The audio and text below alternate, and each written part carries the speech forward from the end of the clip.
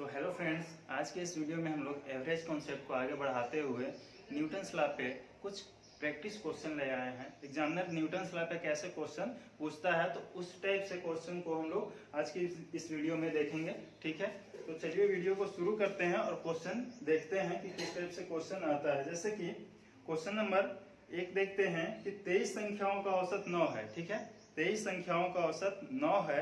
यदि प्रत्येक संख्या को 11 से गुना किया जाता है तो नया औसत क्या होगा। ठीक है, आपको इससे पहले बताए थे कि न्यूटन्स लॉ मीन्स होता क्या है कि आप जो भी क्रिया आप नंबर्स में करेंगे, सेम वही क्रिया औसत में कर देंगे तो क्या हो जाएगा, आपका नया औसत मिल जाएगा। ठीक है, तो क्वेश्चन इतनी सी बात बोल रहा है कि 23 संख्याओं का, ठीक है, 23 संख्याओं का औसत कितना है, 9 है। 23 संख्याओं का औसत कितना है, 9 है। और कह रहा है कि यदि प्रत्येक संख्या को 11 से गुना किया जाता है, यानी कि संख्या में नंबर में कितना से मल्टीप्लाई कर रहा है, 11 से। ठीक है, संख्या में 11 से मल्टीप्लाई कर रहा है तो कह रहा है कि औसत यानी कि नया जो औसत होगा वो क्या हो जाएगा, तो हम लोग सेम औसत में भी वही क्रिया कर देंगे। यानी कि पहले औसत कितना था, 9 था, अब सेम क्रिया औसत में करेंगे तो कितना हो जाएगा, 99। और यही इस सवाल का उत्तर है। ठीक है, तो आगे वाले तो दूसरा क्वेश्चन देखते हैं कि दूसरा क्वेश्चन क्या कह रहा है कि 25 संख्याओं का औसत 8 है। यदि प्रत्येक संख्या को 12 से गुना किया जाता है तो नया औसत क्या हो जाएगा। ठीक है, 25 संख्या है, नंबर्स कितना है, 25 है और इसका औसत कितना है, तो 8 है। अगर संख्या में 12 से गुना करते हैं तो हम लोग औसत में भी क्या कर देंगे, 12 से गुना कर देंगे और 12 8 96 इसका क्या हो जाएगा, उत्तर हो जाएगा। ठीक है, तो कोई ज्यादा मुश्किल सवाल नहीं है। तो नेक्स्ट क्वेश्चन देखते हैं कि नेक्स्ट क्वेश्चन क्या कह रहा है कि 23 संख्याओं का औसत 81 है। ठीक है, 23 संख्याओं का औसत 81 है। यदि प्रत्येक संख्या को 6 से विभाजित किया जाए और प्रत्येक संख्या में 2.5 जोड़ दिया जाए तो नया औसत क्या होगा। ठीक है, तो इसमें दो क्रिया किया है कि 23 संख्याओं का औसत कितना है, 81 है। ठीक है, 23 संख्याओं का औसत कितना है, 81 है। अब कह रहा है कि इसमें प्रत्येक संख्या को 6 से विभाजित करेंगे, यानी कि अगर संख्या में 6 से विभाजित करेंगे तो औसत में भी क्या करेंगे, 6 से विभाजित करेंगे। तो 6 से विभाजित करेंगे तो कितना हो जाएगा, 6 18 और 3 6 5 30 13.5 हो जाएगा। अब कह रहा है कि प्रत्येक संख्या को 2.5 जोड़ दिया जाता है, प्रत्येक संख्या में 2.5 जोड़ दिया जाता है तो औसत में भी क्या करेंगे, प्रत्येक संख्या में 2.5 जोड़ देंगे और 2.5 जोड़ने के बाद कितना आ जाएगा, 16 इसका आंसर आ जाएगा। ठीक है, तो इस तरह से आप एक ही बात याद रखिएगा इसमें कि न्यूटन्स लॉ नंबर्स में कर रहा है, सेम क्रिया आप औसत में कर दीजिए। ठीक है, तो नेक्स्ट क्वेश्चन देखते हैं कि नेक्स्ट क्वेश्चन क्या कह रहा है कि 31 संख्याओं का औसत 87 है, मतलब 31 संख्याओं का औसत कितना है, 87 है। यदि प्रत्येक संख्या को 15 से विभाजित किया जाए और प्रत्येक संख्या में 2.1 जोड़ दिया जाए तो नया औसत क्या हो जाएगा। ठीक है, तो 31 संख्या है और 31 संख्या का औसत कितना है, 87 है। ठीक है, 31 संख्या है और 31 संख्या का औसत कितना है, 87 है। यदि प्रत्येक संख्या में 15 से विभाजित करेंगे, यानी कि 15 से डिवाइड करेंगे तो औसत में भी हम लोग क्या करेंगे, 15 से डिवाइड कर देंगे। अगर औसत में 15 से डिवाइड करेंगे तो कितना आ जाएगा, 15 5 75 और 5 7 5 12 और 15 8 20 से 5.8 आ जाएगा। लेकिन एक क्रिया और कर रहा है कि इसमें 2.1 ऐड कर रहा है, तो अगर 2.1 इसमें ऐड करेंगे संख्या में तो औसत में भी क्या करेंगे कि 2.1 ऐड कर देंगे। ठीक है, तो नया औसत हमको मिल जाएगा कितना, 7.9।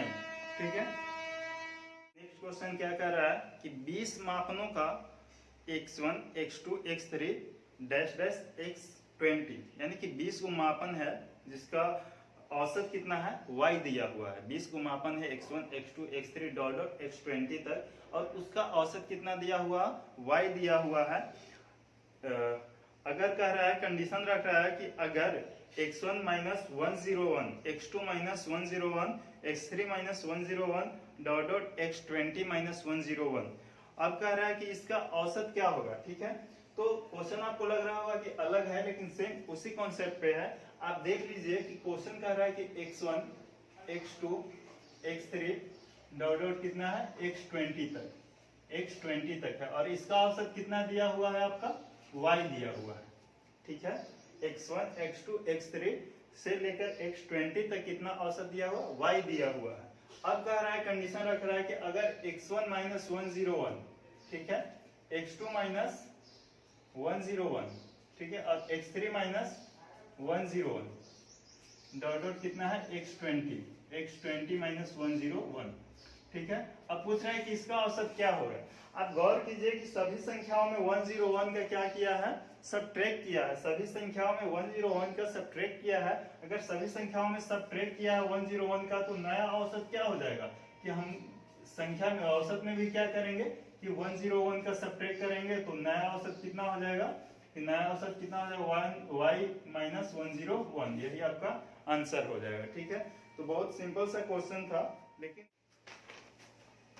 नेक्स्ट क्वेश्चन क्या कह रहा है कि 4 मापनों का औसत कितना है, 20 है, ठीक है। 4 मापनों का औसत 20 है। जब c को प्रत्येक संख्या में जोड़ दिया जाए तो औसत कितना हो जाता है, 22 हो जाता है। तो c का मान आपको बताना है कि c का मान कितना होगा। बहुत सिंपल सा क्वेश्चन है, ठीक है, कि 4 मापनों का औसत कितना है, 20 है, ठीक है। अब कंडीशन रख रहा है कि जब इसमें हम लोग c ऐड कर दिए हैं, c ऐड कर दिए हैं, तो नया औसत कितना हो जाता है, तो नया औसत आपका हो जाता है 22, ठीक है। नया औसत 22 हो जाता है। आप बताइए कि अगर नंबर्स में c ऐड किए हैं तो औसत में भी c ऐड हुआ होगा, ठीक है, तभी तो ये 22 आया है। अगर c को ऐड करने के बाद 22 आया है, यानी कि c का मान सिंपल है कि c का मान कितना हो जाएगा, 2 हो जाएगा, ठीक है। इसमें कौन सी बड़ी बात थी। नेक्स्ट क्वेश्चन देखते हैं।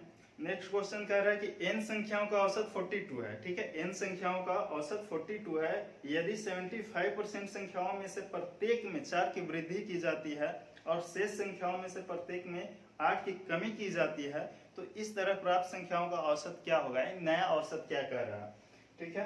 तो n संख्या है, मुझे पता नहीं है कि कितना संख्या है, लेकिन इतना पता है कि 75% जो संख्या होगा, n का 75% जो होगा, उसमें क्या कर रहा है, 4 की वृद्धि कर रहा है, यानी 4 की वृद्धि कर रहा है, ठीक है, 75%। बाकी शेष कितना बचा, 25%, ठीक है, 25%। और इसमें क्या कर रहा है, 8 की कमी कर रहा है, 8 की कमी कर रहा है। अब आप एक बात गौर कीजिएगा कि टोटल में आप देख लीजिएगा कि टोटल में क्या डिफरेंस हो रहा है। तो इसको हम छोटा कर लेते हैं कि 25 से कैंसल आउट कर लेते हैं, ठीक है। तो अब कह सकते हैं कि 3 चौक 12, इसमें कितना 12 का प्लस हो रहा है, यानी वृद्धि हो रहा है। और यहाँ पे देख रहे हैं कि क्या 8 की कमी हो रहा है। अगर टोटल की बात करें तो 12 वृद्धि हो रहा है और 8 लॉस हो रहा है, तो कह सकते हैं कि 4 की क्या हो रहा है, 4 की वृद्धि हो रहा है। अगर 4 की वृद्धि हो रहा है, अच्छा इसका पहले औसत कितना था, इसका औसत कितना था, 42 था। अगर 4 की वृद्धि हो रहा है और संख्या कितना है, 3 इधर है और 1 इधर है, तो 4 को संख्या वृद्धि हो रहा है और कितने में, 4 में वृद्धि हो रहा है, तो प्रत्येक का हिस्सा 1 का वृद्धि होगा। अब 1 का वृद्धि होगा तो नया औसत में 1 का वृद्धि कर देंगे, तो नया औसत कितना हो जाएगा, 43 हो जाएगा, ठीक है। तो आप देखिएगा कि हिस्सा कितना बढ़ रहा है। और उसी तरह से औसत में भी वृद्धि, अगर वृद्धि होगा तो औसत में भी वृद्धि होगा, अगर कमी होगा तो औसत में भी कमी हो जाएगा, ठीक है।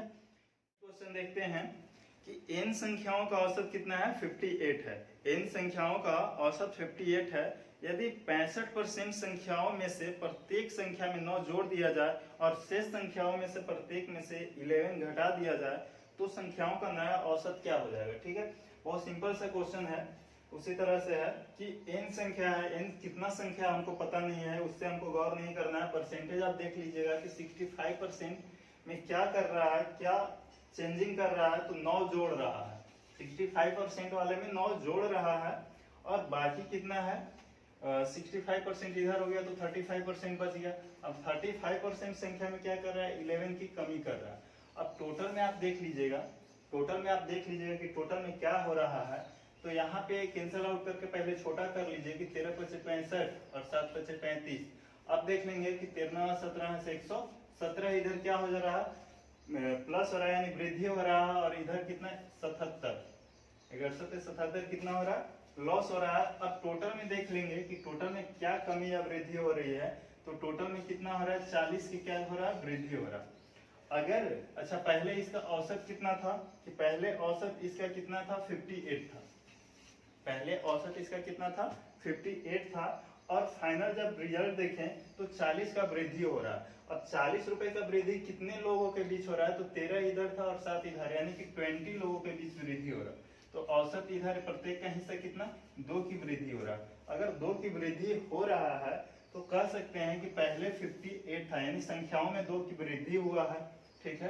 तो औसत में भी क्या हो जाएगा 2 की वृद्धि हो जाएगा, और इस तरह से 60 इसका आंसर हो जाएगा। मुझे उम्मीद है कि इस टाइप के क्वेश्चन को आपको समझा पाए होंगे और इस तरह के कॉन्सेप्ट को आपको बता पाए होंगे, ठीक है। तो आज की वीडियो में बस इतना ही। नेक्स्ट वीडियो में हम लोग फिर मिलेंगे एवरेज बेस्ड ऑन नंबर्स पे, और उस पर कुछ क्वेश्चन लेकर आएंगे प्रैक्टिस के लिए, ठीक है। तो तब तक के लिए बाय।